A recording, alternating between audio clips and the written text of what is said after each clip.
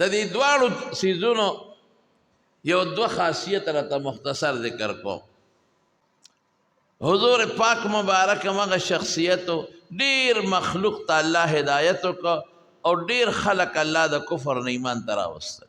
او د قرآن په برکت هم الله ډیر مخلوق ایمان ته راوستل د قرآن د اورېدو د وجې نه لیکن نن درته یو دوه خبرې کوم چې داسې خلک هم شته چې هغوی صرف پیغمبر مبارک کتلی دی والله ایمان ورنصیب کړی او داسې خلک هم شته چې صرف قرآن شریف یې کتلی دی او ایمان یې نصیب شوی دو مثال صرف در کو حضور پاک مبارک چې کله هجرت وکړه د مکې نه مدینې منورې ته د مکې خلکو د پیغمبر علیه السلام په خلاف باندې د سلو اوښانو اعلان وکړ وی که چا حضور پاک جمدې راوستي سر موږ له راوړو نو سلو اوښان به په انعام کې ورکوو یو اعلان یې وکړ او سل اوښان د حضرت ابوبکر صدیق په سر کې اعلان وکړ که چا حضرت ابوبکر صدیق رضی الله عنه جمدې موږ له راوستي د هغه سر راوړو سل اوښان هغه داسې وه لکه سل موټرې چې وي اوښ ډېر قیمتي شی دی دا انعام یې ورپسې ویسته د دواړو په سرونو کې نو د دنیا دا بدماشان د اجرتي قاتلان دا ټول نبی علیہ السلام پسې ګرځېدل چې دې مونږ یا جمدې بوزو مکې ته او یا عیاذا بالله سر یې یوسو مکې ته نو سل اوښان په ده کې دی او سل په حضرت ابوبکر کې دی سراقه وغیره دا ټولو تو کوششونه وکړل خو حضور پاک الله بچ کړ مدینې ته نږدې شو مدینه کې یو مضبوط پهلوان سړی و د هغه نوم بریده و د پلار نوم یې حسیب و بریده ابن حسیب او اسلم یو غټه قبیله و د هغې سره تعلق لره دیم غټ هغه زمانه کې غټ بدماش و او ده چې دا واورېدل نو ده وی دا انعام بل څوک نشي ګټلی زه به ګټم 200 اوښان ډېر شی دی نو ده د مدینې لارې ټولې نیولې نوکرانې دي بدماشانو سره دا نوکرانې او ټول په دې انتظار و چې دی خو مدینې ته را روان دی نو هر ځای کې چې خو دی به موږ نیسو حضرت ابوبکر صدیق رضی الله عنه فرمایي چې مونږ کله د مدینې په دې مین روډ شو کنه مین لار ته د قبا ته چې کومه راغلې ده د دریاب د غاړې نه ځکه سفر یې د دریاب په غاړه کړی دی څلور کسانو یو حضور پاک مبارک و یو حضرت ابوبکر صدیق و یو عامر ابن فهیره و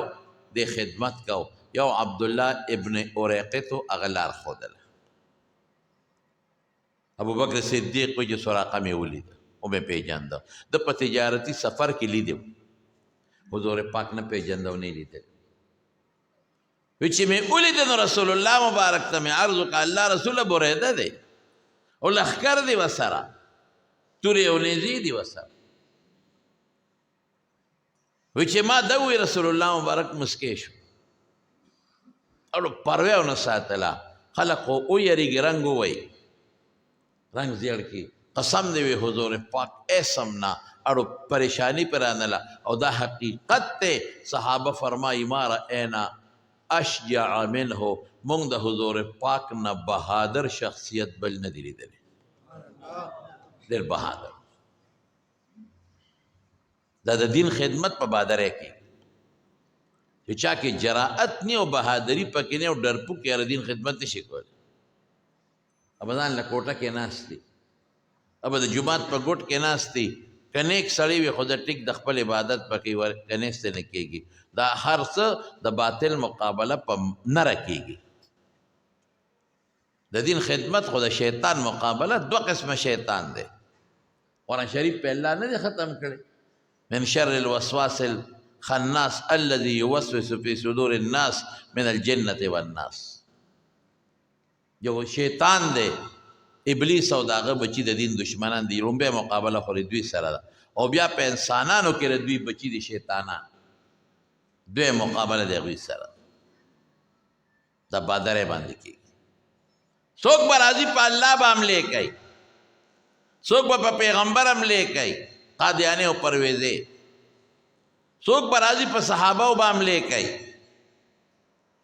څوک به راځي په تابعینو به حملې کوي، څوک به راځي په صالحینو به حملې کوي، څوک به راځي او په علماو باندې او په ائمو به حملې کوي. ته به مقابله کوي د دین. اوس خو لا د مارونو مونږ به وی الله ته خلق زه خو کافر دی نو د خدای دشمن دی. نن سبا خو د اسلام په جامه کې د خدای دشمني شروع ده. څو ورځونه به تاسو لیدلي په دې فیسبوک ما وکتو، په دې نیټ په مو کتلي یو هلک دی هغه د مانځه په شکل کې لګیا دی او ډانس او ګډا کوي او خلک ورته مسلمانان ناست دي پیسې پې نولي او ولاړ دي باقاعده په قیام باندې او ډانس کوي او بیا په رکوع شي په رکوع قبلې ته بیا ډانس کوي او بیا په سجده شي سجده کې ډانس کوي او بیا په قاعده شي قاعده کې ډانس کوي او بیا دعا کوي دعا کې هم ډانس کوي. خلک پې پیسې نولي. بدبخته خدای هم دنه پاتې نه شو، بدبخته پیغمبر هم دنه پاتې نه شو، بدبخته پیغمبر ملګري هم دنه پاتې نه شو، بدبخته قرآن هم درنه پاتې نه شو، بدبخته الله خو تا سره ښه کړی دی.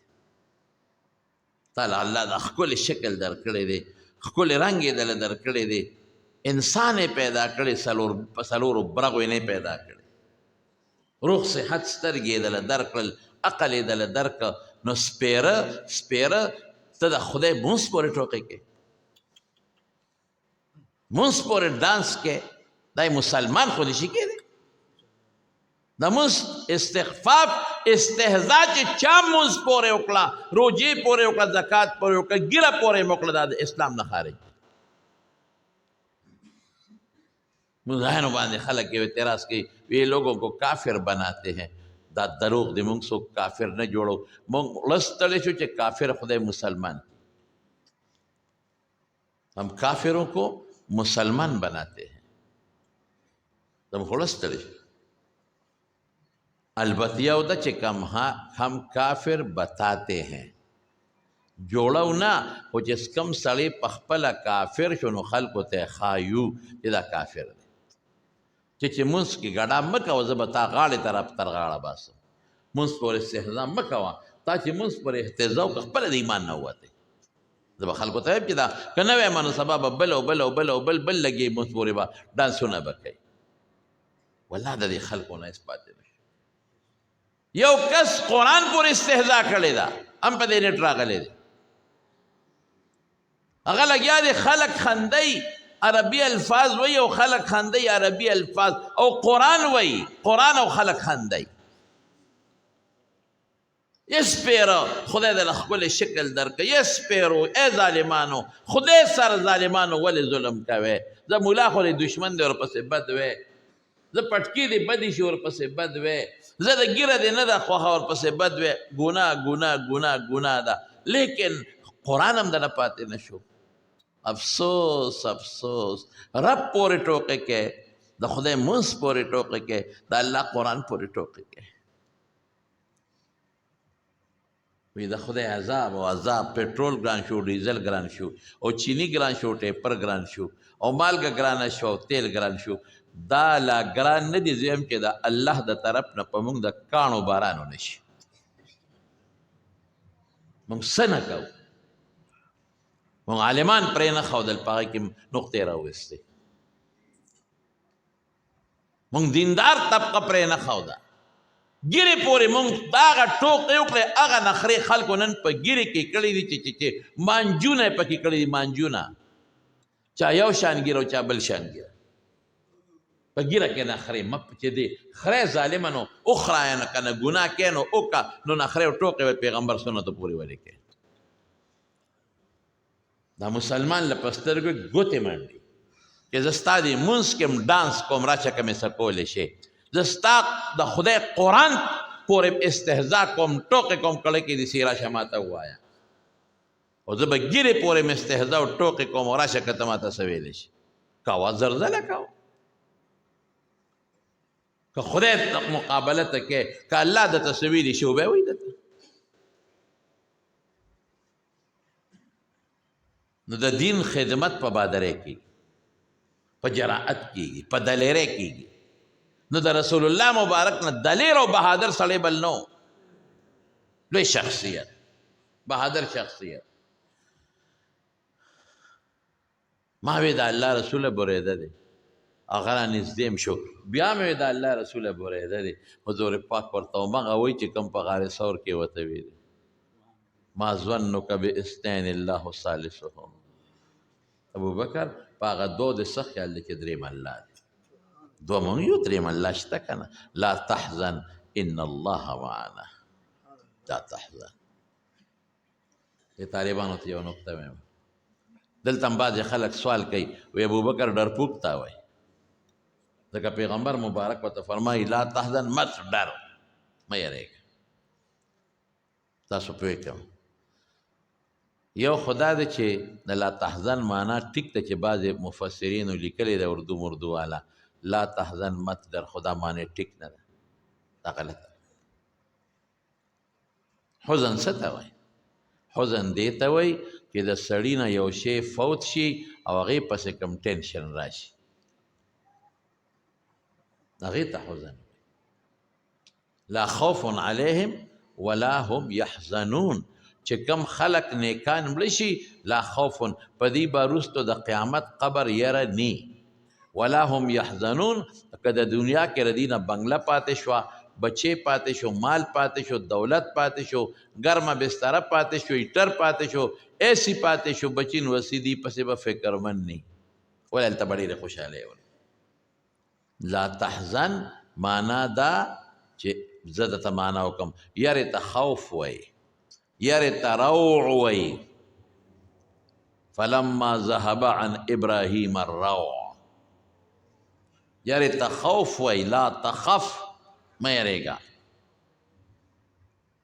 حزن معنا درته زه وکړم، لا تحزن اے ابو بکره، زما متعلق ټینشن ماله. د ابوبکر یره په چا باندې وه؟ په حضرت محمد مصطفی. ټول وایه صلی الله علیه وسلم، شوق سره وایه صلی الله، درود شریف شوق سره وایه، مه یېرېږئ، صلی الله علیه وسلم. په پیغمبر یېرېږه، په ځان نه. ټینشن یې د چا د وجې نه و؟ چې حضور پاک د وجې نه. لا تحزن، زما متعلق ټینشن ماله، ما متعلق ټینشن ماله، ښه پریشانه کېږه ما. او چې په پیغمبر یو سړی ټینشن وانلي او خفه نه شي، نه به څنګه وي. ان الله معنا، ما تا دواړو سره الله دی.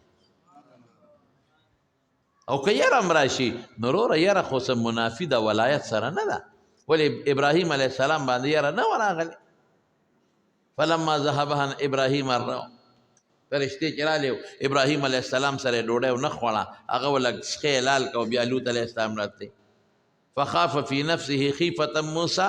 موسی علیه السلام متعلق خوف نه دی راغلی. طبیعي که په انسان یره او خوف راشي، دا خو د پیغمبرۍ سره منافي نه دی، نو که په عام انسان راشي جلب وشي. لا تحزن ان الله معنا، دې کې بریده رانږدې شو، نیزه ورسره ده، او چې څومره فوج او لښکر و د حضور پاک نه ګیر چاپېره شو. حضور پاک هوښیار هم ډېر وکړ، قسم په خدای الله رسول الله مبارک له ډېر لوی شان ورکړی دی. په مخ کې شو، دا بدماش به دې په لومبي غزار کې وایي، او که دې تا په لومبي غزار کې و نو بیا یې سم نشي کولی. خو که ته په لومبي غزار یوړې نو بس زه بیا پرېوتې، او که دې در باندې سترګې راوباسي او تا پې هغه در باندې سترګې راوویسته او ته پې مضبوطې سترګې راوویې، خدای شته که ټرته مو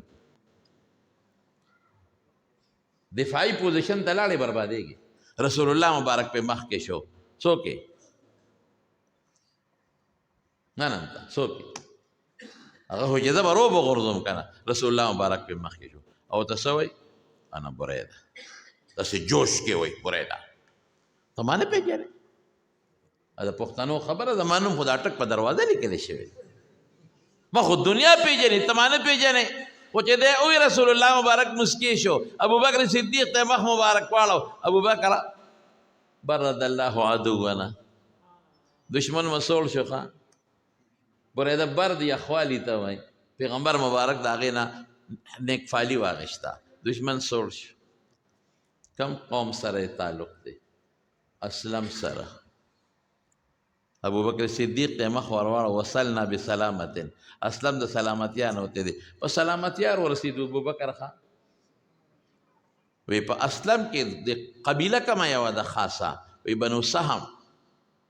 سهم په عربی کې سیته وی. حضور پاک غینم نیک فالی واغشت. ابو بکر قدر الله لنا سهم خیر، موږ له خدای د خیر سم مقرر کړی دی. ابو بکر صدیق وی حیران مغسر نهزه ده، ځان غزار ته جوړی، دشمن تاو دی او پیغمبر مسکی کیږي په سلامتیا ورسېدو. دا هغه د هر ټکي نه نیک فالی دی چې دې څنګه ووایي نو برېده تپوس کوي ته څوک یې؟ رسول الله مبارک فرمایي انا محمد. ټول وایي صلی الله. نوم څونه ښکلی دی، آها محمد ستایلی شوی، د ښکلي صفتونو خاوند. او بیا څه وایي؟ عبدالله ورسوله، د الله بنده. عاجزي په حضور پاک کې ډېره دا مخکې کوي عبدالله، د الله بنده، د الله رسول. اس کبر نه کوي چې زه خو بنو عبدالمطلب زوی یم. بل ځای ویلي دي انا النبي لا کذب انا ابن عبدالمطلب. بل ځای کې د روب دپاره ویلي دي، دلته نه وایي چې زه خو د عبدالمطلب نسیم بنو هاشم لوی قوم سره تعلق لرم. ګورې که لاس ته وړه زما قوم به درنه تپوس کوي. نه نه نه، انا عبدالله ورسوله، د الله بنده او د الله رسول. بندگی اوچت شی دی، الله دې په موږ کې بندگی پیدا کړي. د طالبانو ته مرتبه د رسالت خو اشرفه ده بالکل د عبدیت نه، لیکن چې کوم ځای کې هم د پیغمبر لوی شان نو هلته عبدیت مخکې دی، رسالت وروسته دی. ولې؟ رسالت په کامل عبدیت موقوف دی، عبدیت موقوف علی دی. سبحان الذي اسرى بعبده، لفظ عبد دی. الحمد لله الذي نزل الفرقان على عبده ليكون للعالمين نذيرا. او چې کله الله سره ملاقات کې هلته سوی فاوحى الى عبده ما اوحى، د خدای بنده او د خدای رسول. خو چې دی ووی نو برېده بن ذیل ټک ورکړه او په ځمکې ولګوله. ابو بکر خو یریدي په حضور پاک کې خدای غزارونه کې سبق کو نه دې ټک ورکړه. او رسول الله مبارک ته څه وایي برېده؟ وی ان وجهک لیس بوجه کذاب، ستا مخ د دروغجن سړي مخ نه دی، دا رښتونی دی. نه دا تپوس وکړه چې د الله د یووالي دلیل راوړه، نه دا وایي چې د خپلې پیغمبرۍ دلیل راوړه، نه دا وایي چې د خپلې رښتینولۍ دلیل راوړه، نه دا تپوس وکړه چې دین دې څه دی، د دین نوم دې څه دی؟ اسم نه. ان وجهک لیس بوجه کذاب، تا مخ د دروغجن سړي مخ نه دی، دا د رښتوني سړي مخ دی. ما خپل ځان سره ملګری کو، په خپل دین کې مې داخل کا او کلمه شهادت وی خدای مسلمان. صرف د رسول الله مبارک په مخ لیدو. او بیا څه وایي؟ وی د الله رسوله، وی د مدینې خلق قبایلي خلق دی، نو که ته زما په امان کې داخل شو نو ته به محفوظ یې. لکه پخوا د قبایلو چې به کم سړی دی دنه به مړی کړو، د قبایلو له به لاړ، یو ملک سره به دیره شو، هغه پوځ خدای ماته کړې ده، دا هم ښه شوه. دې دنه به مړی وکړو، ملک له به لاړ، ملک سره به دیره شو، مغرور به دا بیا به د چا غږ نه شو کولی، اشی ختم شو. وی دا ملکی دا مانا دا زما په امان کې داخل چې تا ته به څوک غږ نه کوي. حضور پاک وی ډېره ښه ده. برېده خپل پټکې راکوز کړه او په نیزه کې یې ورکړه او نیزه یې اوچته کړه او د رسول الله مبارک د اوښې هغه قیزه ونیوله او ملګرو ته یې ګیر چاپېره شي، حضور پاک ته څوک نقصان ونه رسوي. سحر نه دشمن دی او مازدیګر نه د پیغمبر څوکیدار دی. او مدینې ته خدای په استقبال کې بوته، قبا ته استقبال کې، او سراقه به چغې والې، برېده به چغې والې. وی پیغمبر علیه السلام د برېده په امان کې مدینې ته داخلېږي. ګورې که چا په خړو سترګو کتل برېده به ترې سترګې وباسي. عبدالله ابن سلام راغی، یهودي دی، حسین یې نوم په سواد سره. حضور پاک له راغی، یو څو تپوس یې وکړل، 3 تپوسونه بخاري کې راځي د حضور پاک نه وکړل. لیکن بیا څه وایي؟ اغم رسول الله مبارک ته وی ان وجهک لیس بوجه کذاب، ستا مخ د دروغجن سړي مخ نه دی، الله ایمان ور نصیب کړ. سلمان فارسی خو مخکې نه د پیغمبر په طلب کې و مدینې ته رسېدلی او چې پیغمبر مبارک لراغې نو حضور پاک ته وجړل وی ستا طلب کې زه غلام یم الله رسول کریمه راته ښایه د قرآن په اورېدو ډېر خلک مسلمانان شوي دي د حضور پاک په اخلاقو ډېر مسلمانان شوي دي په معجزاتو ډېر مسلمانان شوي دي د صحابو په اخلاقو او د هغوی په دعوت ډېر مسلمانان شوي دي په یو ډله دام شته چې د حضور پاک صرف په مخ مبارک کتو مسلمانان شوي یو ډله داسې هم شته چې د قرآن په اورېدو مسلمانان شوي قرآن یې اورېد مسلمان دا خو لویه ډله لیکن موجوده زمانہ کې د قرآن په کتو یو انسان مسلمان شوی دی درته وی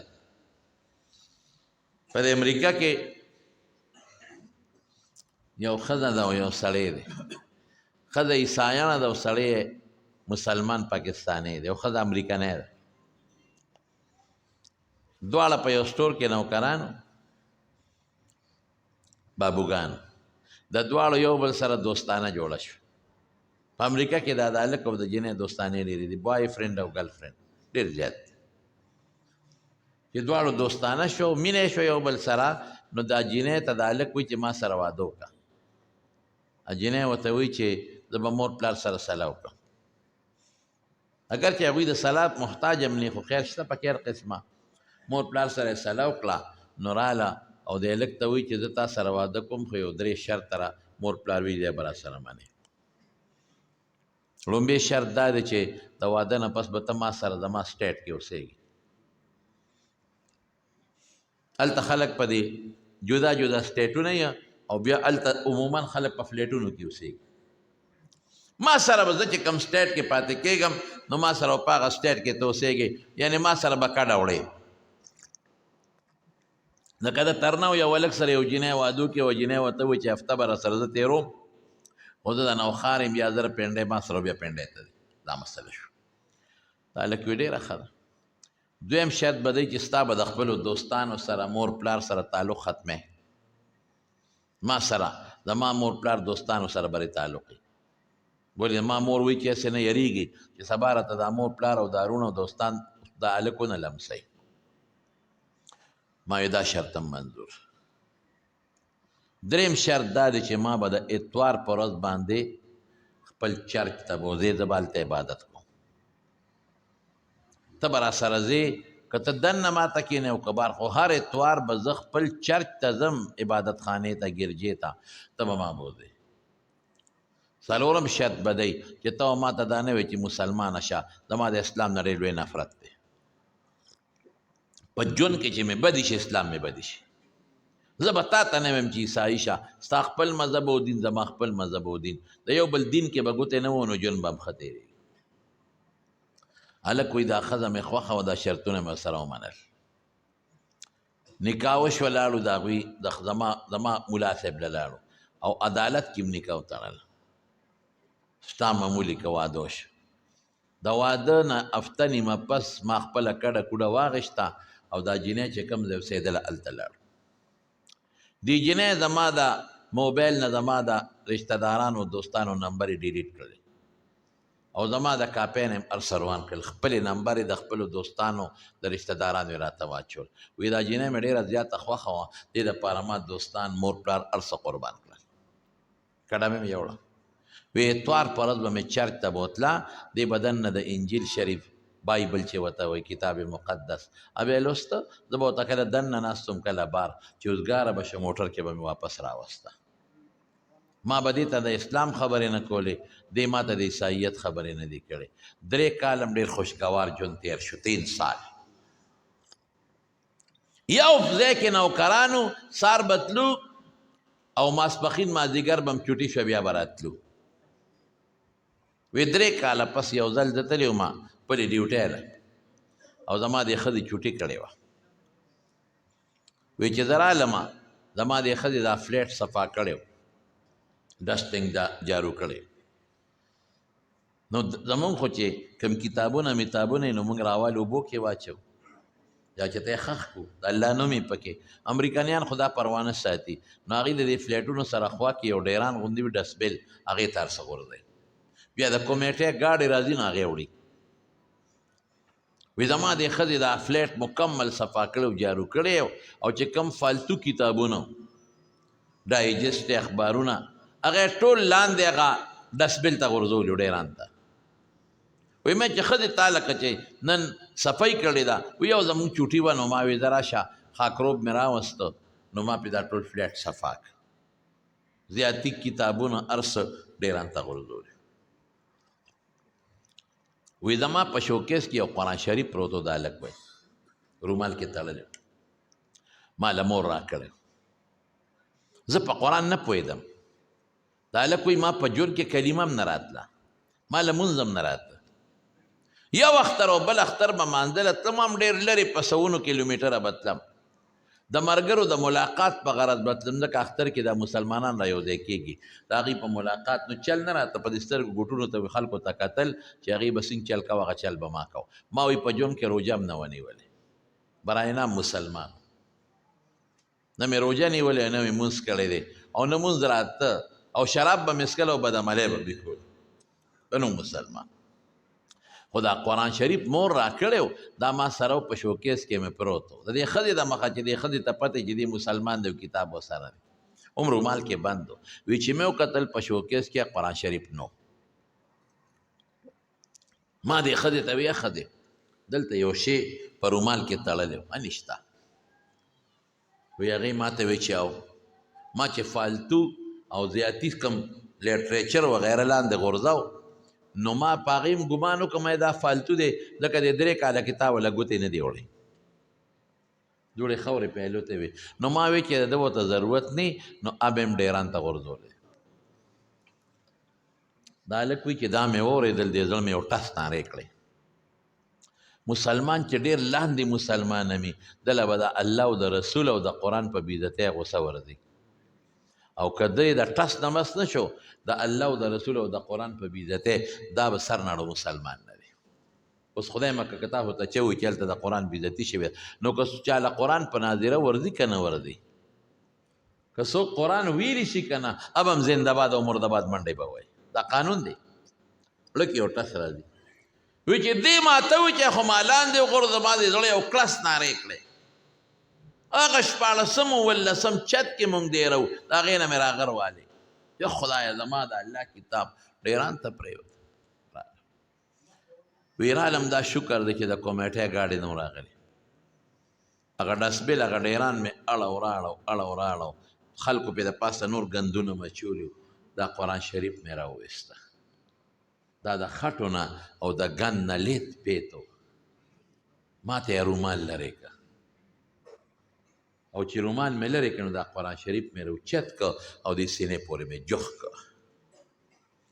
او چې دا قرآن شریف مې دې سینې پورې جوخ که نو زه پوه شم چې زما په زړه کې یو انقلاب راغی ومې ژړل ډېر مې وژړل او بیا مې راوچت که په شونډو له مې یوړه ښکل مې که او بیا مې سترګو له یوړه ډیران کې ولاړ او دا قرآن شریف کله سینې پورې جوختم کله شونډو پورې او کله سترګو پورې او زه یم ای د الله کتاب ته ډېر مظلوم یې تا سره ډېر ظلم وشو او ځان ته هم غوسه راځي چې دا وشو څه او وړه کې دا ویم چې دا هغه 14 چت نه دا راخطا کېده او دلته راته الله تا به څومره خفګان کړي فرشتو به څونه جړاګانې کړي دا کائنات به څونه جړا کړي دا سوچو د ما د الله کتاب سره زما ښځه خو په ما شرط لګوي د واده په وخت کې چې ما به بوځې د اتوار پر ورځ چرچ ته اسونه د خپل کتاب قدر کوي زه څنګه مسلمان یم دا زما ته زه مسلمان نه سیم زما ښځه د خپل کتاب قدر کوي په ما شرط لګوي زما قرآن نن ډیران کې پرېوځي الله نن به تاسو نه خفګان کړي ستا فرشتو ستا کائناتو به څونه جړوي قرآن رالم دې سینې پورې په دې حیثیت چې دا ډېر مظلوم دی دا قرآن دې سره ډېر ظلم وشو دې سینې پورې مې جوخ نیولی دی کله ښکلوم کله سترګې بار راووتم جوخ مې نیولی دی او داسې جړا راله چې ما نه سلګی وم او اوښکې رانه بیږي او په زړه کې دننه زما چار پیچل تو دی انقلاب روان دی اوس یهدی الیه من یناب. بره رو ختم چې رو ختم دې ښځې را منډه کړې دا د ما نه زیاته جاړي او ما ته راته رغاړه وتله او ما ته وایي چې ما معاف کړه. آی ایم ساري سو ساري بای ګاډ د خدای په رضا ما به معاف کړې. زه ورته یم ښځې ستا غلطي نه ده زما غلطي ده. که دې 3 کاله کې یو ځل هم دا ما راغشتې وې ما تې رومال څنډلې وې ما ښکل کړې وې نو تا به نه وې غورځولې. او ما پې ګمان د دې وکړه چې دا څه ډیري ده او زړه به ما ته پته نه و چې د الله کتاب ده څه خبر نه زما غلطي ده که ما 3 کاله کې هسې م راغشتې وې تا به نه غورځولې خو 3 کاله کې ما دې له توجه نه ده ورکړې ما راغشتې نه دي ما رومال نه دي څنډلې تا ځکه لاندې غورځولې دي. او ښځه وایي نه نه نه زما غلطي ده په کار دا وه چې ما د نه تپوس کړی وی چې دې ته ریاجت شته که نشته وغورځوم که نه. زه وایم زما غلطي ده ښځه وایي زما غلطي ده او بار بار ساري او څو ساري او معافیانې غواړي. بای ګاډ د الله په نوم راته پیش کوي چې ما معاف که معاف که هغه را پورې نښتې ده ما معاف که او ما دا قرآن شریف غیږ کې نیولی دی زم جاړم د قرآن په بېعزتۍ د الله په کلام او زما ښځه هم جاړي. وی دې دوران کې زما دا ښځه ما ته وایي چې بای ګاډ د خدای په نوم ما مسلمانه که.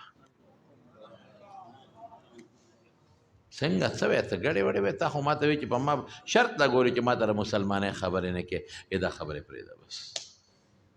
ما مسلمانه که. ښځې ما ته مسلماني زه خپله مسلمانۍ باندې نه پوهېږم ما له کلمه نه راځي د خپل ایمان تا څنګه مسلمانه کم وی ما خپل سکالر له بوز هغوی ورته ملا ته سکالر وی چې ما مسلمانه کړي.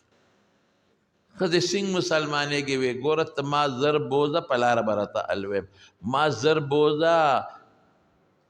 بې ایمانه د دنیا نه لاړه نه شم.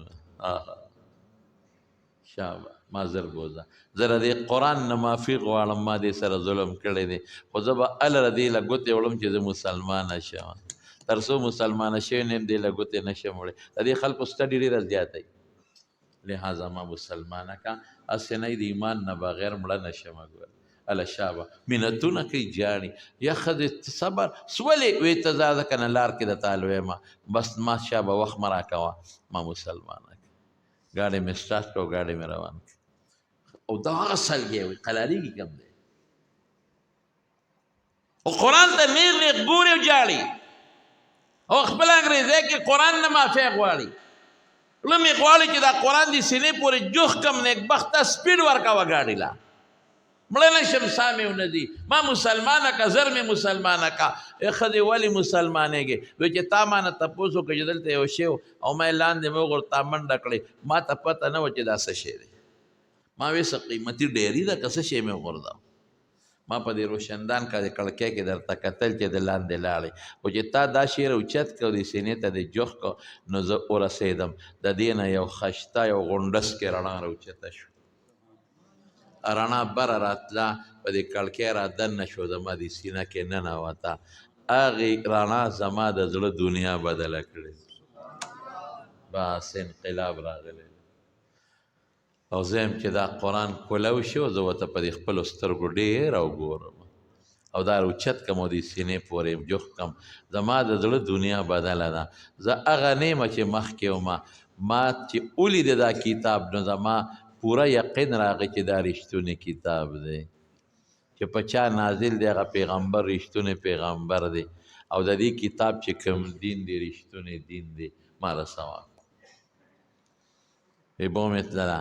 هغه مولا له چې 3 کاله مخکې ما ورپسې منځ کړی